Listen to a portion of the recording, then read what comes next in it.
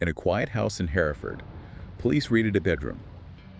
And amidst all the normal clutter of a young woman's life, they found a scrap of paper. Right. It wasn't a grocery list. It wasn't a reminder to call her mom. It was, well, a scream from the abyss. Scrawled in chaotic ink, the note read, "I am evil. I did this." 5 simple words. And those 5 words just shattered the image of the dedicated, smiling neonatal nurse.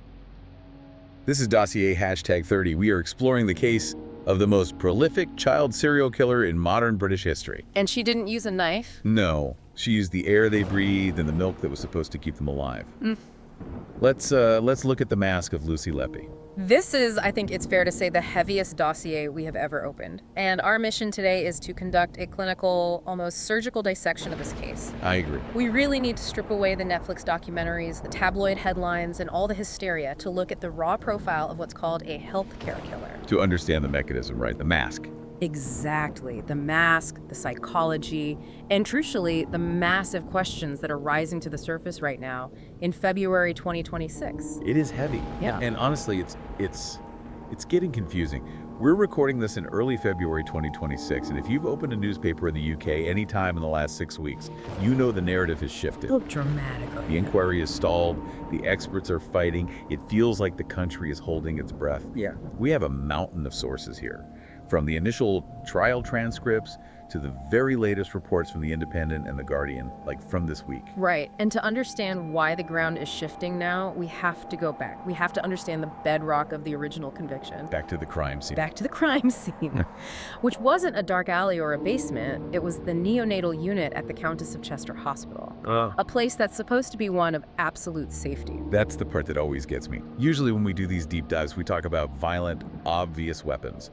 But Letby's weapons were invisible. Yeah. They were medical. They were. The sources describe her modus operandi as weaponizing care. But how does that actually work? How do you kill a baby in a room full of monitors and doctors without anyone seeing a weapon? That is the terrifying genius of the method. She used the environment itself against the victims. Based on the conviction, her primary weapon was air. Air embolisms. Air embolisms, yes. She would inject air into tiny, fragile veins. Can we double click on that for a second? Because air embolism sounds so technical, but the physical reality of it is just horrifying. What actually happens? Well, think of it like a vapor lock in a plumbing system. The heart is a pump. If you introduce a bubble of air into the bloodstream, it travels to the heart and effectively creates a block. So the blood can't pump. The blood can't pump, the infant collapses. But here's the ghost aspect of it. Post-mortem, that air can be very, very hard to detect. It can dissipate. It just disappears. It can disappear, or it can be mistaken for gases produced by natural decomposition. It leaves almost no trace, so it looks like a natural tragic collapse. And that wasn't the only method. No, not at all. She didn't stop there. She also used insulin poisoning, hiding it in nutrition bags so it looked like a natural blood sugar crash. She used first overfeeding. What does that even mean? Literally pumping milk into their stomachs until their diaphragms couldn't move and they couldn't breathe. It's sickening. Yeah. I mean, it's sickening because these things, air, milk, insulin, these are the very things that are meant to keep them alive. Precisely. If you walk past an incubator, you don't see a weapon. You just see a nurse tending to a baby. And that's the camouflage. Huh? You know, premature babies do collapse sometimes. They do have breathing issues. She hid her violence inside the natural volatility of a neonatal ward. And she did it largely during the dark hours. The night shift. The night shift. Exactly. And this brings us to what was really the centerpiece of the prosecution, the shift pattern chart. This is the mathematical nightmare, right? A mathematical nightmare. The police laid out all the rotas, and every single time an infant collapsed or died, one name was on the shift. Lucy Letby. She was the statistical common denominator of death. That chart is just, it's haunting. I mean, imagine being a parent. You go home to get a few hours of sleep, trusting the nurse on the night shift. You think the hospital is quiet. You think your child is safe.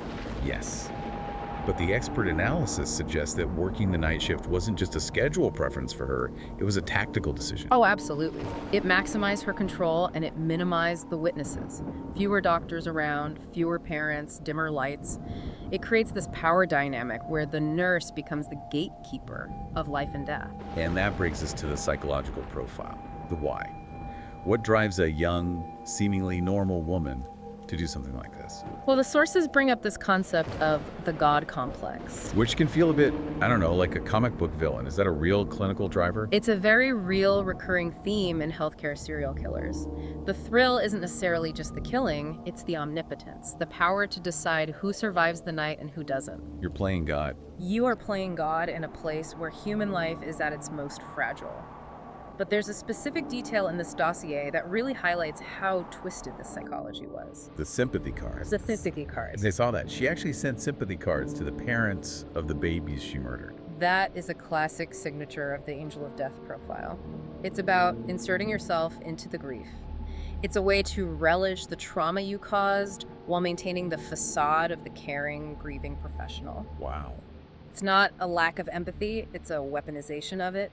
She wanted to be the one comforting the mother, the one at the center of the tragedy that she created. And yet her colleagues, I mean, they weren't entirely blind to it, were they? There's a detail here that junior doctors had nicknamed her Nurse Death. That's right. Gallows humor is common in medicine, but that nickname, it speaks to a subconscious recognition that something was deeply wrong. Wherever she went, tragedy followed. But despite the nickname, despite the red flags, she operated for a long time. A very long time. And this is the part that makes you want to just scream at the walls. The institutional shield. We have sources here saying doctors raised red flags as early as 2015. That's right. Consultants, senior doctors were going to management saying something is wrong, and it is Lucy Letby. So why didn't anyone listen? Because the institution was protecting itself, not the babies. This is a case study in what we call institutional gaslighting. How so? Well, Letby was the poster girl for the hospital. She was in their fundraising campaigns. She was young, white, polite, helpful. She didn't look like a monster.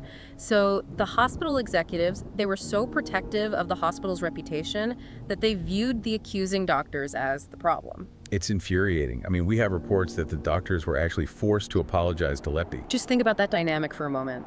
The people who were trying to stop the killing were forced to write a letter of apology to the killer. Management effectively told them, stop making a fuss, you're hurting morale. That's the power of that nice nurse mask. It acted as perfect camouflage. It did. If she had been rude or incompetent or looked creepy, she would have been stopped immediately.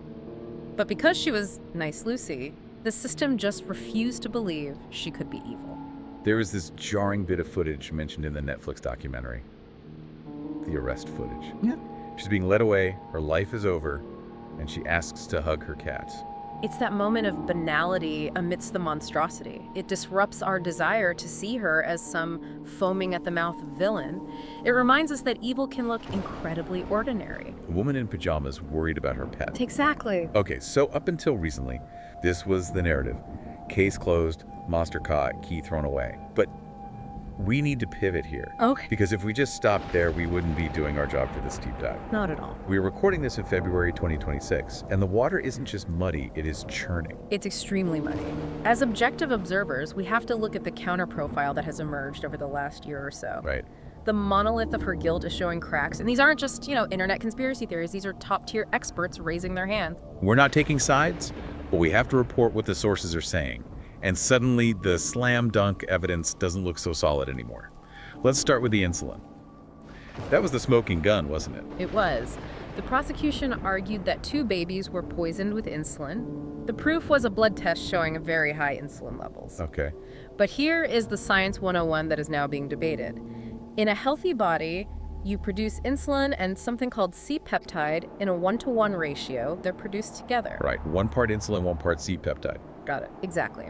But if you inject synthetic insulin from a bottle, you get high insulin but low C-peptide because the body stops making its own. The blood tests in the Letby case showed high insulin and low C-peptide. Toast, right. That proves it wasn't injected. That was the argument. But new experts are now coming forward saying the specific test they used, the immunoassay, is not designed for forensic evidence. It's not accurate enough. What do they mean by that? Crucially, they argue that the test can give a false positive for insulin if it cross-reacts with other antibodies in the blood. So, the low C-peptide reading might have been correct, but the high insulin reading might have been a ghost in the machine. a misreading. Wait, so they're saying there might not have been any insulin injected at all, that the machine just misread the blood sample. That is the claim being made now by leading immunologists. They're saying the data was fundamentally misinterpreted.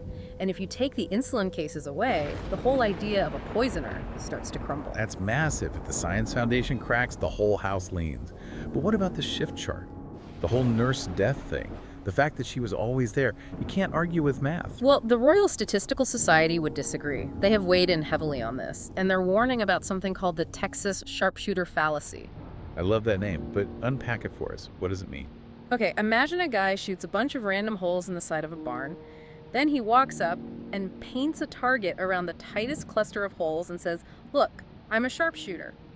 So he makes the target fit the data after the fact. Exactly. The statisticians are asking, did the police look at all the shifts and find a pattern? Or did they decide Letby was the suspect and then only look for deaths that happened when she was working?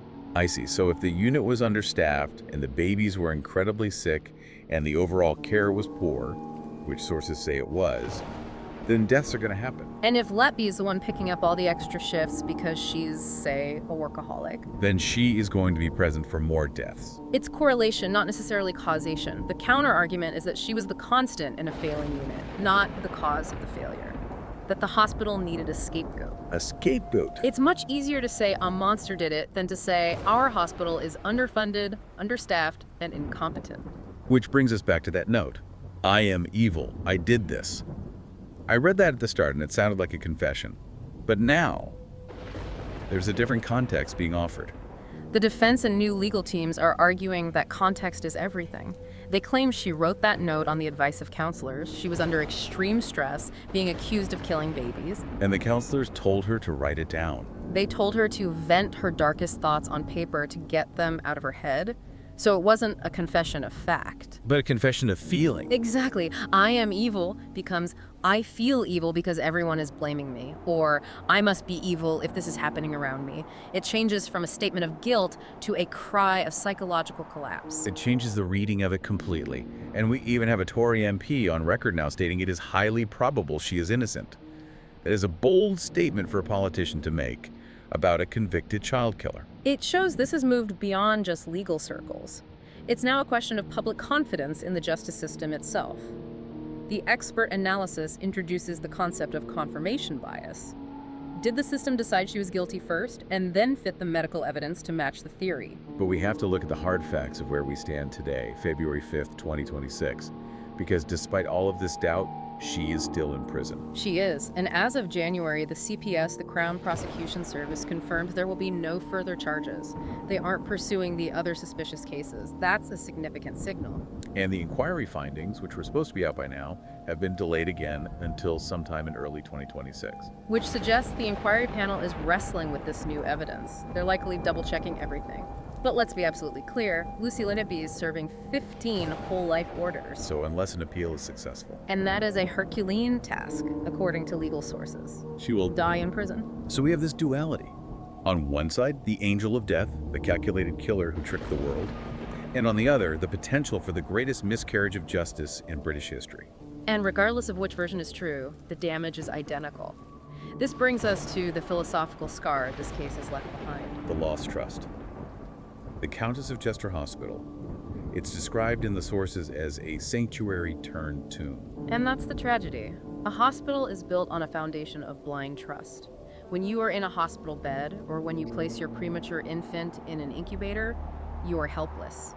You cede all control to strangers in white coats. You rely entirely on their integrity. And whether Letby is a monster or a scapegoat, that trust has been shattered. The sources mention the NHS is now implementing AI alarm systems to monitor trends and prevent future scandals. A technological fix for human failure. We're trying to code our way out of the darkness of human nature. But an algorithm can't replace the fundamental need to trust the person holding the needle. It's a terrifying reality. We want to believe that doctors and nurses are inherently good, that they're there to save us. But Dossier #30 forces you to look at the possibility that the person standing over your bed might be the most dangerous person in the room. It forces us to question that systemic shield. We can't just blindly trust the institution anymore. If consultants are ignored, if whistleblowers are silenced, if the brand is more important than the patient, then the hospital becomes a hunting ground. So where does this leave us? The legal case might be technically closed, she's behind bars, but the psychological wound is wide open. The debate is raging. The debate is healthy. Critical thinking is essential. We have to question the verdict and we have to question the defense. But we must never forget the victims, the infants who never made it home. Absolutely. The quiet house in Hereford is empty now. The post-it note is in an evidence locker. But the echo of those 5 words, "I am evil," it still hangs over the entire NHS. It does. And it raises one final uncomfortable thought. If she is guilty, she's a monster who hid in plain sight. If she is innocent, then the system itself is the monster, capable of crushing an innocent woman to save its own skin. Both possibilities are nightmares. And that is the haunting conclusion of Dossier #30. Yeah. It's not just about a killer. It's about us, our vulnerability. The next time you hear a hospital monitor beep, remember, the person checking the IV might not be there to save you. Stay vigilant. The most dangerous monsters don't hide in the dark. They hide in plain sight, wearing a smile and a stethoscope. That's it for this deep dive. A difficult one, but a necessary one. We'll be back next time to explore another healing corner of human psychology. Until then, stay curious. And stay skeptical.